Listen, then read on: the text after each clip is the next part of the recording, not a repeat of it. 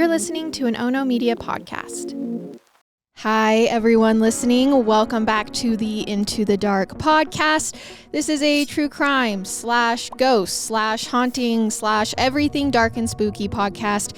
And I am so happy that you are here listening. We have so much to talk about, okay?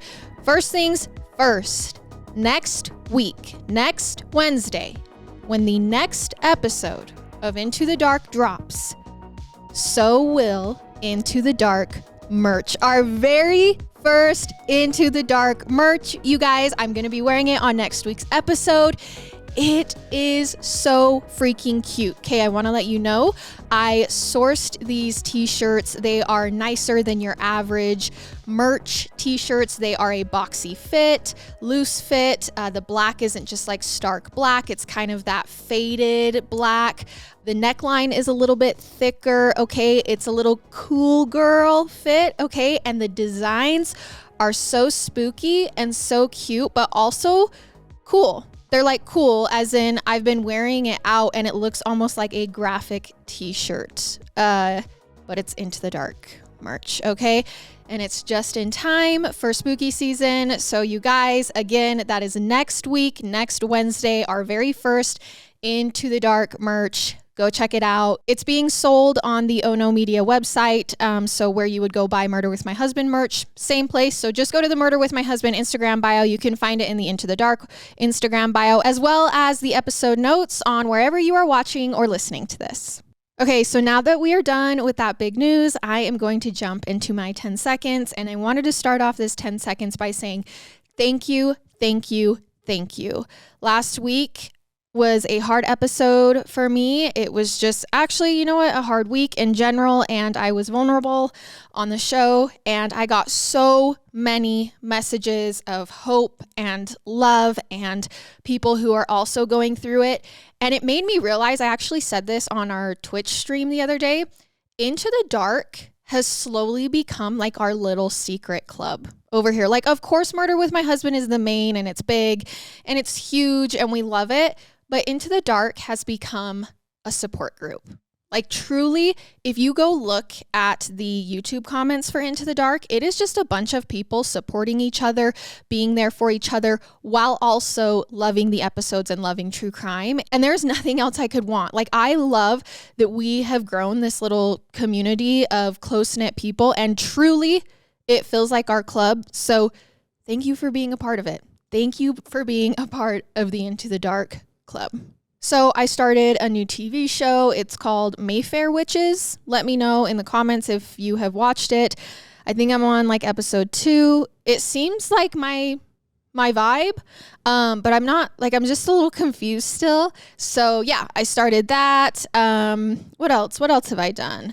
Last night I went in my closet and I screamed into my pillow on the floor. Don't come at me. I am just a girl. I'm just a girl, okay? And sometimes you have that feminine urge to just yell out a beastly guttural scream, okay? And I did it, and it felt so good. So if you haven't done it, I would try it, okay? I'm recommending it. Do it into a pillow, do it in your car, wherever. Let the screams out, let the energy out, okay? It feels good, it feels good. Okay, let's get into this week's episode. Snakes. Lots of people hate them. Other people think they're really cool. No matter how you personally feel about snakes, we can all agree that they're not exactly the world's most popular animal. I mean, in the Bible and folk tales, they tend to be evil and manipulative. And if someone were to call you a snake, you probably aren't seeing it as a compliment. No one wants to be compared to a cold-blooded, scaly creature. But today, we're going to talk about someone who loved snakes. He actually devoted his career to them, in fact, and then he was betrayed. Not by the serpents, but by someone that he'd always trusted. Today's episode is a true crime story. So let's jump back not that long ago to the afternoon of June 8th, 2017. A woman named Linley Renick wants to visit her husband, Ben Renick, at work. Now, he owns his own business, which he runs out of a warehouse in Missouri. So she goes inside and walks down the hallway, and then Linley sees her husband, Ben, lying on the ground, and he is clearly not okay. There is a pool of blood spreading around him. Again, we are in 2017. So right away, Linley calls Ben's brother, Sam. So she doesn't call police. And she explains what's going on, that her husband is on the floor, surrounded by a pool of blood, and she begs his brother to come help. So he rushes over to the warehouse to check on Ben, and then he calls 911. Now, when the dispatcher picks up, they can hear both Sam and Linley panicking and freaking out, but they manage to explain what is going on with Ben. And based on what they describe, the operator wonders aloud if maybe Ben has been shot. Does it look like he's been shot? Yeah, maybe. No, he got killed by a snake. I need to be out here now, please. Okay, so you heard that right. Sam thinks a snake, specifically some kind of constrictor, might have crushed Ben's head until he died. Okay, this sounds out there, at least it does at first, especially to the dispatcher. But the police realize why Sam would even think that as soon as they show up to the scene. See, Ben works on a snake farm. His specialty is exotic pets. So if someone wants a snake to have a particular color or pattern, especially one that you can't find in nature, well, Ben is an expert at breeding them. He can create new kinds of snakes that no one else has seen before. In fact, he is well known in the snake community. His nickname in the industry is Rockstar. He's famous, he's impressive, and he's the best at what he does. His breeding farm houses roughly 3,000 serpents, and not just any snakes. Some of these snakes that he breeds are worth tens of thousands of dollars. So the police get a real sense of the size and scope of Ben's business when they go inside. They walk past shelf after shelf loaded with huge plastic containers, and each one holds a massive, possibly deadly python, boa constrictor, anaconda, king snake. Of course, the officers, when they show up, are very uneasy. They have every reason to believe that one of Ben's snakes got loose and killed him. So they walk through the warehouse with their guns drawn, completely on edge. And they joke to one another about what they'll do if they actually see this snake loose in the warehouse. But then they find Ben's body. And it's almost exactly how Linley and Sam had described it. Almost. So like they said, he was lying face down in a pool of his own blood, and he was already dead. And sadly, Ben was only 29 years old at this time. But the police do find a few surprising bits of evidence near Ben's remains. Namely, there are bullet wounds, 8 of them, in his back, and one was fired at close range. The investigators also find a bullet casing on a shelf that's very close to Ben's head, meaning Ben wasn't crushed by a snake. He was murdered. So the homicide investigation begins right away. And right off the bat, most of Ben's friends and family members are shocked that he's been murdered. He just doesn't have a lot of enemies. He was well liked and well respected, especially in the exotic snake industry. He first actually became fascinated with serpents when he was just a little boy. Ben was very young when he got his first yellow rat snake as a pet. And from that day onward, he was hooked. He wanted to spend his entire life and career working with snakes and raising them. And he loved his work, and that passion was contagious. See, when Ben was around high school age, he was friends with a girl named Linley, the woman who'd eventually become his wife. And it actually took years for them to start dating, but in the meanwhile, she had a child with another man. And then in 2011, they were both single again, and they finally got together. They moved in with each other a year later, then got engaged, and actually had their wedding in 2014. They had their first and only child pretty soon afterward. And along the way, Ben showed Linley the kind of work he was doing with snakes and why he enjoyed it so much, and he helped her get into it too. So over time, Linley also learned to love snakes. She'd help out around the farm, keeping them clean and healthy. See, Ben's business was very new. He had just started it in 2010, so 7 years before his murder. And this was the year before he and Linley actually started dating. But it took no time at all for things to take off. By the mid-2010s, Ben regularly got orders from all around the world. And even though he was charging thousands of dollars for each serpent, the buyers just kept rolling in. And in no time at all, Ben was becoming pretty rich. In 2016, Linley actually wanted to branch out and run a business of her own. She had been a massage therapist before her marriage, and now she wanted to get back into it, especially because they had the time and money. So she and Ben planned to open a spa together. And to help with the startup costs, Ben actually sold a few pythons and anacondas for $1 million, and then he used that money to get everything set up with the spa. Now, once that was taken care of, he stepped back to let Linley run it. So to all appearances, everything was great in the Renick household. Linley and Ben got along with their friends and neighbors. They didn't mix with the wrong crowd. They both had jobs that they found exciting and fulfilling. And yet, someone had ruined their perfect life and murdered Ben. Now, initially, the police assumed Ben was killed in maybe a robbery gone wrong. Someone might have broken in to steal one of his rare, expensive snakes. But the facility is very organized and neat, and it takes no time at all for the employees to confirm that none of the snakes are missing, all of the serpents are accounted for, and there's nothing else of value in the warehouse that a thief would have wanted. Since the police don't have any clear leads, they begin by questioning the two people who were at the scene of the crime, Linley, his wife, and Sam, his brother. Now, both agree to let the investigators test their hands for gunshot residue, and both of them pass those tests. There's no physical evidence that either Linley or Sam fired the gun that killed Ben. Except during her interrogation, Linley does make some very interesting comments. Specifically, she says that Sam has a motive to want to hurt Ben.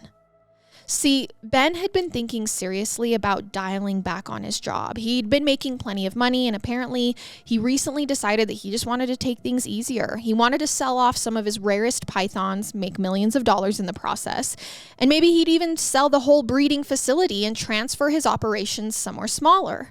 He hadn't made up his mind yet, but he was seriously thinking about it. And the issue, according to Linley, is that Ben had actually inherited this facility from his father. The building has been in the family for at least 2 generations now, and Linley thinks that Sam might have been bitter that his brother wanted to sell it to a stranger. Maybe he'd even be willing to kill Ben to stop the sale from going through, especially because the land isn't just where Ben's business is. He and Sam also live on the same 70-acre plot that was part of the inheritance. Ben's family has a house on one side of it, while Sam and his family all live on the other end. So not only do both brothers live on this property, it also houses the facility. So if Ben did sell off the property, that would mean Sam would lose his home.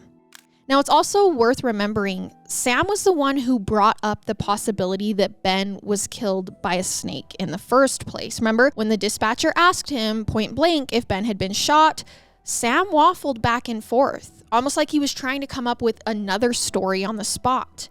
Now, of course, the police are very interested to hear Sam's side of that story. So they sit him down and they ask him how he feels about his father's death and how the inheritance had been handled. And as it turns out, Sam has very strong feelings about all of this, but they aren't what the police expect to hear. See, Sam explains that their dad had died very suddenly in 2012. Actually, specifically, he took his own life after he got caught committing massive financial fraud. And since his father died before he could ever stand trial, a lot of the people who he allegedly conned never actually got justice. So according to Sam, he's like, I think this is why Ben was murdered. Maybe someone was looking to get revenge after their father ripped them off. Sam doesn't have any specific individual in mind, but this very general idea is the only theory he can come up with when the police ask him who would want to hurt Ben. Now, all to say, the detectives are now hearing two very different theories from the two people who are probably closest to the victim. Linley says that Sam might have killed Ben, and Sam says, nah, this has to do with our father. Now, neither one of them has any proof, so the investigators can't rule anything out. But they do ask Sam to take a lie detector test, and he passes. And he also provides an airtight alibi. At the time that Ben was killed, Sam was actually already at work.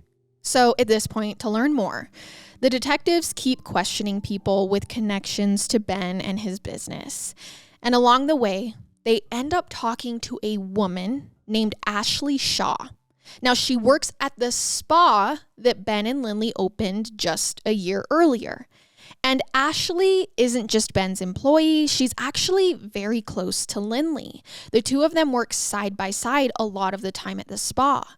And when the police ask Ashley some basic questions about Linley and Ben's marriage, Ashley mentions that Linley has been having an affair, that she had cheated on Ben before he was murdered. Not only that, but Linley was actually seeing multiple men. Now, one is named Eric, although I don't know his last name, and the other is named Brandon Blackwell. Now, apparently, Linley had been seeing Eric for a while, but she only started sleeping with Brandon right before Ben's murder. I guess they met through a dating app, so it's not like she and Brandon had been close friends who finally gave in to temptation. She was clearly out looking for someone to cheat with. She met Brandon, and then Ben died almost immediately afterward. So now, obviously, when the police learn this, the timing of all of this looks very suspicious, but it doesn't prove anything. Lots of people have affairs without actually killing their spouse. The police can't really act on anything at this stage, but let's just say Linley's behavior after the murder doesn't make her look that much more innocent. First, she fails a polygraph test during one of her police interrogations. She says that she didn't kill Ben, except the polygraph says she was lying. And of course, these kinds of tests are famously unreliable. These results on their own definitely aren't enough for the police to make an arrest. The investigators tell Linley she failed in the hopes that this might make her confess, but she says the machine just has to be wrong. She still insists that she had nothing to do with the murder, so the detectives have to let her go. Now, right away after that, she begins openly dating Brandon. So her husband is murdered, and she begins dating him. And within a few months, she even becomes pregnant with his child. So the two of them go full-blown life together. They move out of town. Linley sells all of Ben's property that she had then inherited, including the warehouse where he keeps his snakes. Now, once that's all settled, she then cuts off contact with Ben's entire family. She shows no interest whatsoever in remembering him or honoring him. Sam actually tries to reach out and see if Linley wants any of Ben's trinkets as a keepsake, but Linley won't even talk to him about that. It's almost like she prefers to pretend that Ben never existed, which is completely out of character for her. Before Ben's death, Linley always came across as very sweet and loving and devoted to her husband. Sam never would have even imagined that she was cheating on him, let alone that she might want to hurt him. And even now, after the murder, it's easier to assume that Linley is acting out like this because she's grieving. As strange as her behavior is, everyone in Ben's family sort of just shrugs it all off and says everyone grieves differently. Now, Linley and Brandon stay together for 2.5 years, and during that time, Ben's murder case does go cold. The police just don't know where to go next. There are so many suspects and so little evidence to make any of them stand out. But in 2020, things take a turn in Linley's life. So in January, she reaches out to the police and reports that Brandon, who she has recently had a child with, has been physically violent and abusive. She says she doesn't feel safe, and she files for a restraining order against him. Now, almost right away, Brian violates the protective order and he's arrested. And when he's in jail, he drops a bombshell. So he says that when he and Linley were together, he learned something about her. This was after Ben was murdered and they have a child together. He claims that he learns that Linley was the one who killed her husband, Ben. Now, Brandon also insists that he had nothing to do with the murder. And again, he's in jail because of her, and now he's coming out saying she killed him. So It's all, take it with a grain of salt, okay? But he says he only knows about it because of what he saw and heard during his time with Linley. But he still has a lot of details to share. He says that Linley had wanted to kill Ben for the money. See, the spa that Linley was running, that Ben had helped her open, was not doing well at all. She didn't have enough cash to pay her employees' salaries or to cover her bills. She knew it was probably bound to go out of business soon. But rather than tell Ben that the business was failing, she actually tried to hide the truth. She acted like she was super successful, just like he was, all while she was falling further and further into debt. Now, when Ben eventually found out, he was very angry, and not even necessarily because Linley made bad business decisions, but because she had been lying to him about it. The police were actually able to confirm all of this because of a private Facebook message between the two of them. So in these conversations, Ben complained that Linley was hiding things from him. The fact that she was stiffing her employees and vendors could have created legal problems for them.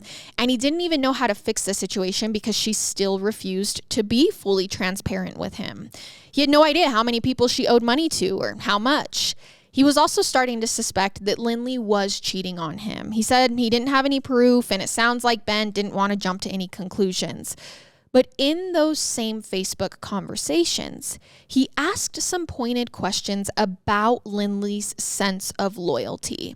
Apparently, he still hadn't totally made up his mind about whether he believed her answers.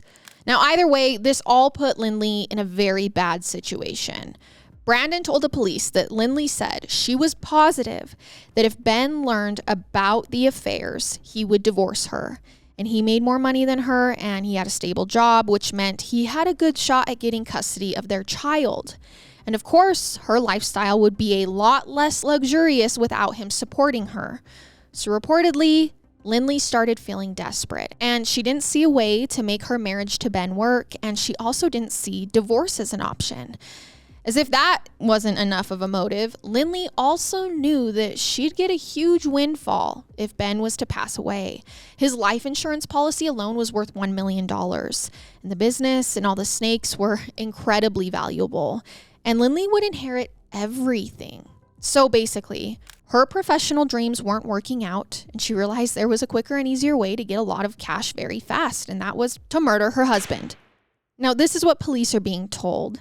At first, Linley wanted to find a way to kill him that wouldn't look suspicious, so she decided to poison Ben. Her hope was that it would seem like a normal illness and nobody would realize what had really made him sick. The big question was, what would she poison him with and where would she get it? She found the answer to both of those questions in her coworker, Ashley, as in the same woman who tipped the police off about Linley's multiple affairs. Apparently, Linley went to Ashley and told her that Ben was actually violent and abusive. Now, there's no evidence of those accusations, for the record. It sounds like she might have just said that to Ashley to get her sympathy, and if so, it worked. Ashley was willing to do anything to help her friend Linley get out of her bad marriage, and that included even helping her kill Ben. Plus, Ashley actually had the connections to buy Percocet without a prescription, specifically 15 pills. Now, Percocet is an opioid and a pain reliever. It can be very dangerous and even deadly if someone takes too much, and 15 pills is definitely too much. So on May 23rd, 2017, Linley offered to make a protein shake for her husband, Ben. And when he wasn't looking, she slipped all 15 of those pills into the shake. Now, after he drank it, he became very, very sick. In fact, he vomited before the pills could do any major damage, so he actually survived. The one bit of good news for Linley was that Ben didn't suspect anything. He just figured that he'd had a very bad, very sudden bug of some kind. He never connected Linley to his sudden illness. And for the rest of his life, which was only about another 2 weeks, he never imagined that Linley actually wanted to hurt him. But she was running out of time. Any day now, Ben might catch her cheating and file for divorce.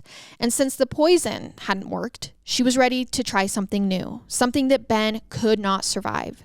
Linley decided to shoot him, but she didn't feel confident about her ability to pull the trigger herself. So this is where her ex-boyfriend, Michael, comes in. So yeah, besides Ashley, her best friend, Linley actually had another co-conspirator, her ex-boyfriend, Michael Humphrey.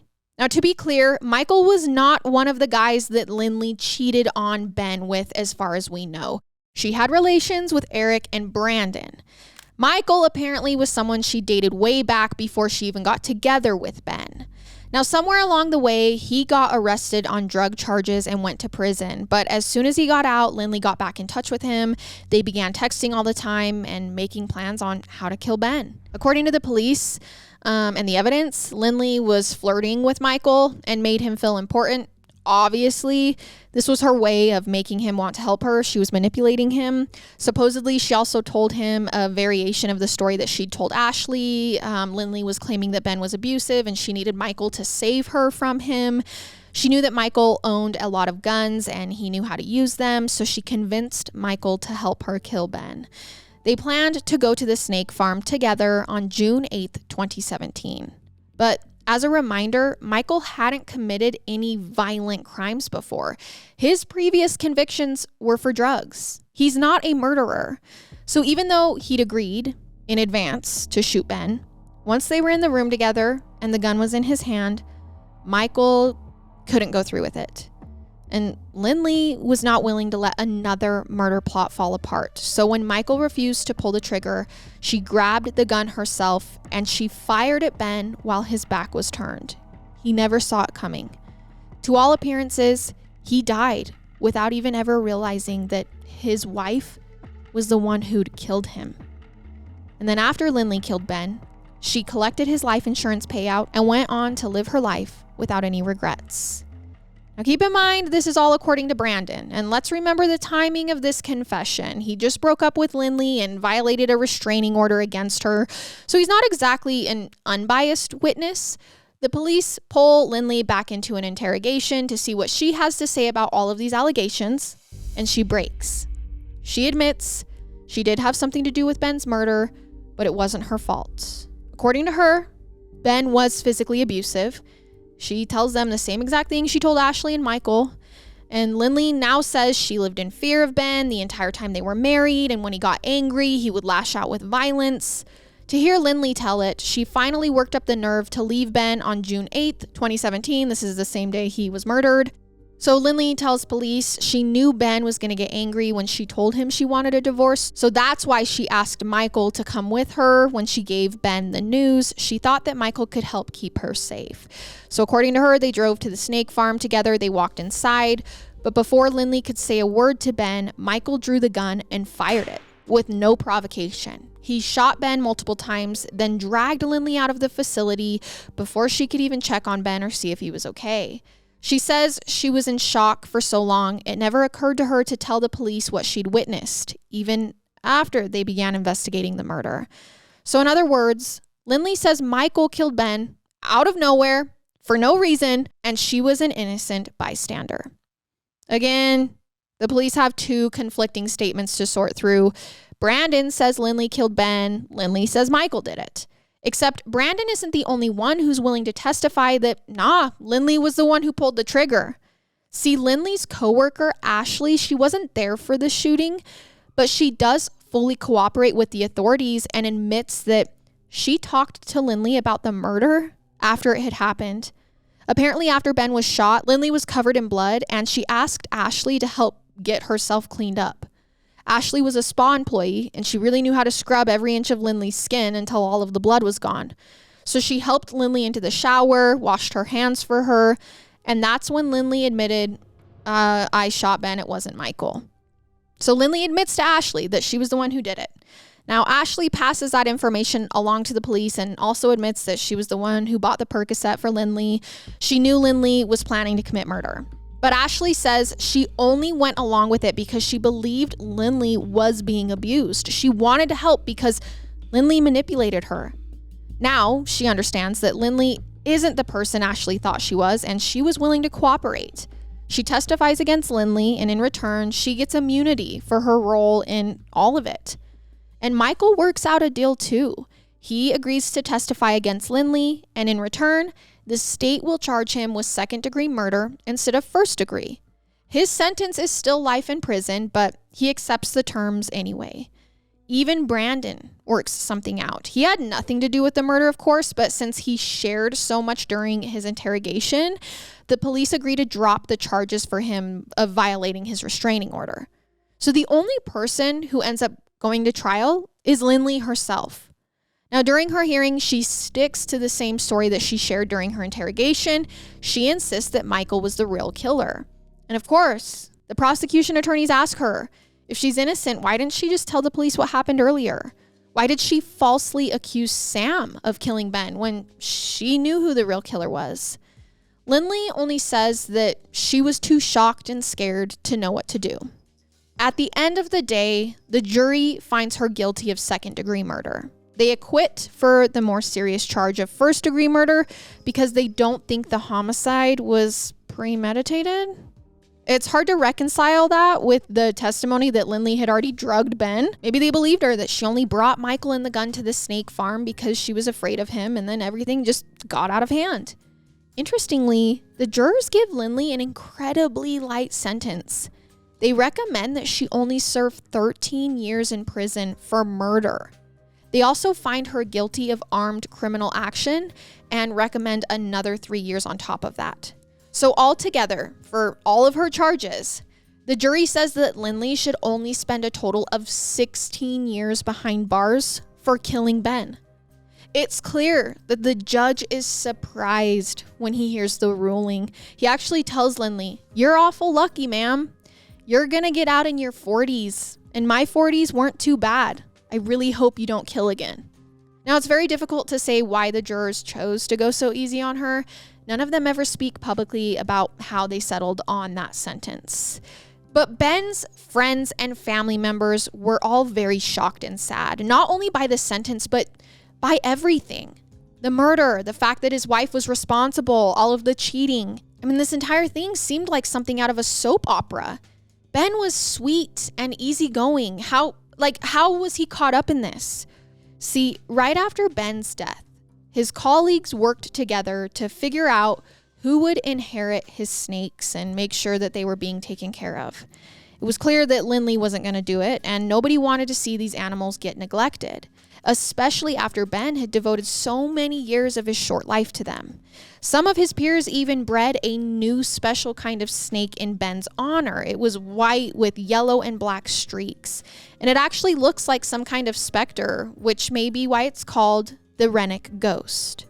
So it was definitely a unique way to honor Ben and make sure he could live on through something he loved, but I'm not sure there's anything better they could have done.